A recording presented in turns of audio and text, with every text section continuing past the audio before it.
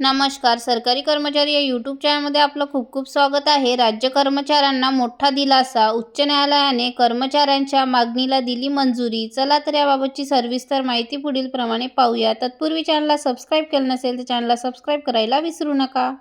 राज्य कर्मचाऱ्यांच्या मागणीला अखेर उच्च न्यायालयाने मंजुरी दिली आहे. यामुळे कर्मचाऱ्यांना मोठा आर्थिक दिलासा मिळणार आहे. सविस्तर निकाल पुढीलप्रमाणे पाहूयात.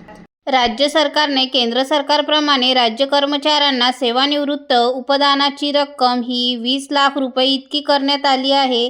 त्याबाबत अधिकृत शासन निर्णय निर्गमित करण्यात आलेला आहे व सदर निर्णय हा दिनांक 1 सप्टेंबर 2024 नंतर निवृत्त होणाऱ्यांना लागू करण्याचे निर्देश होते. सदर शासन निर्णयास नागपूर उच्च न्यायालयामध्ये आव्हान चॅलेंज करण्यात आला होता.